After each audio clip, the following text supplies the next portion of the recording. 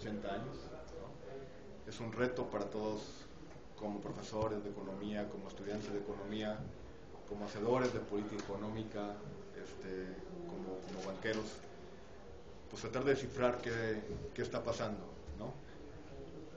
Una de las hipótesis principales, no hipótesis, uno de los corolarios de las hipótesis del libro es la siguiente: la resolución de esta crisis va a ser muy complicada. Si recuerdan, ya cumplimos 4 años desde el estallido de la crisis, el 15 de septiembre del 2008, que es el estallido oficial con la quiebra de Lehman Brothers. Ya han pasado 4 años y seguimos con las tasas de interés en 0%, ¿no? Recuerdo también, y ahí es un homenaje muy sentido, que me enseñó qué significaba la trampa de liquidez, se encuentra en esta mesa, y es muy interesante. Me acuerdo cuando trabajábamos, José y yo, en Princeton, en Nueva York. Nosotros nos encargábamos de América Latina, pero teníamos un compañero que llevaba a Japón y hablábamos mucho sobre Japón, y le digo: José, esto es una trampa de liquidez, ¿no? Esto es una trampa de liquidez, y nadie nos hacía caso hasta que Krugman dijo: la trampa de liquidez de Japón, ¿no? Empezamos a tratar el problema de Japón como una trampa de liquidez, como una situación en donde las tasas de interés son tan bajas que la demanda por saldos reales de los intermediarios bancarios es prácticamente infinita, ¿no? No importa cuánta liquidez se meta por parte de los bancos centrales en la circulación, los bancos van a absorber todos los saldos reales y no van a prestar, ¿no? Y pensamos que era un exotismo que venía de la Gran Depresión, del libro de Keynes, y que de repente por ahí se manifiesta en Japón. Pues toma lo que tenemos en este momento son 4 años de tasa de interés en 0%, ¿no? Si hacemos, por donde quiera que lo leamos, una lectura keynesiana en donde la tasa de interés tiene que igualarse a la eficiencia marginal del capital, nos lleva al tema planteado por Eloísa de la eficiencia marginal del capital está por los suelos, compatible con el 0%, y por lo tanto la velocidad de recuperación tiene que ser continua, tiene que ser absolutamente instantánea. Por el lado de los neoclásicos, de los economistas conservadores, pues una tasa de 0% implica que no vas a ahorrar, ¿no? Que todo te lo tienes que gastar, y sin embargo pues no hay un recomodo del gasto.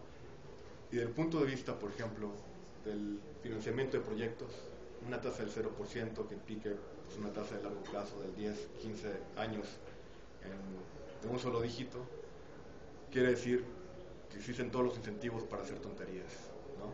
Para hacer proyectos que no tienen mucha racionalidad, para hacer proyectos que no tienen demasiado contenido, que no nos van a resolver cosas. Estamos en una situación relativamente peligrosa, ¿no? Una de nuestras de las matrices, digamos, con las que hacemos el libro, es también la experiencia de trabajar en Princeton con 2 economistas muy brillantes, Ray Stone y Warren McCarthy, que eran economistas para Merrill Lynch, y uno era un economista no keynesiano y el otro era un economista más conservador. Uno veía la economía real y el otro veía la economía financiera, y la forma en que veían el proceso era muy similar a lo que lo vemos aquí en la facultad. O sea, hay buenas noticias para ustedes, no está tan fuera del tono. La resolución de esta crisis va a ser extremadamente complicada, nos va a tomar muchos años. Si ustedes ven los datos económicos diarios que se publican en los principales mercados, una semana tienen datos que dicen, bueno, ya viene de regreso la economía, 2 semanas después tenemos datos en el sentido contrario. Nos recuerda mucho al escenario de stop and go que teníamos en los años 70, ¿no?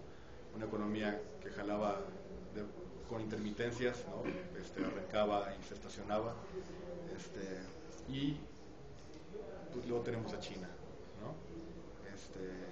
El ascenso de China es en las palabras del ex jefe de la Reserva Federal, un acertijo, ¿no?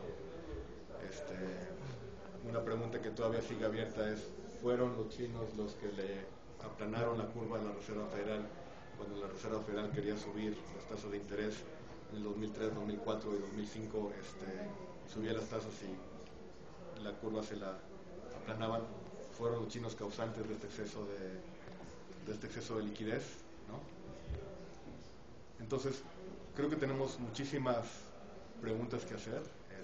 Lo que en mi experiencia profesional, yo me considero un economista de mercado. Quiere decir que tomo de la economía lo que me sirve. Eso es bueno a veces y a veces no. Pero lo que queda claro es que no existe, creo, una escuela de pensamiento que nos dé al mismo tiempo la respuesta para todo el cúmulo de problemas por el que estamos atravesando, ¿no? Nada más para terminar, uno de los hilos que está detrás de esto es qué pasa con las tasas de interés en el mundo, ¿no? Si se dan cuenta, la tasa de interés no es un personaje central explícito del libro, pero es el personaje que está un poco detrás moviendo los hilos, ¿no? Es decir, y de ahí viene el comportamiento de manada, es el riesgo moral que se ha creado en el mundo por los bancos centrales al entrar de manera consistente y de manera repetida desde que el peso mexicano estalló en 1994 y después vino la crisis en el sureste asiático, que fue en el 97, la de Brasil y Rusia en el 98, Argentina en el 99, la crisis del Nasdaq en el 2000, luego la madre de todas las crisis, que fue la crisis inmobiliaria. La respuesta ha sido la misma, ¿no?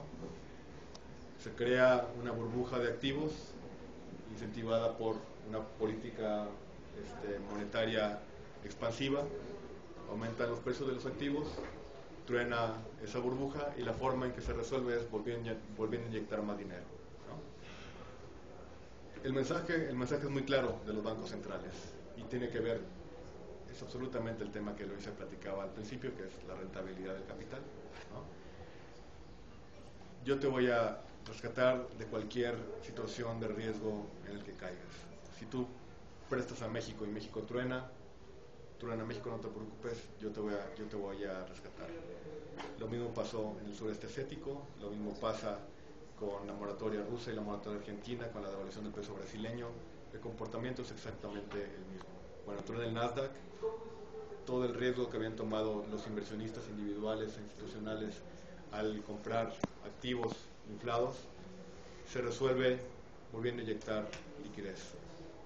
Lo mismo pasa en el 2007, 2008 y 2009, hasta que nada más, ¿no? Hasta que estamos en una situación en donde pues, ya no hay activos, probablemente el oro, probablemente el petróleo, pero ya no hay activos suficientes como para jalar al resto de la economía, ¿no? Parecería ser que el mecanismo del riesgo moral está exhausto, y va a ser muy complicado salir, ¿no?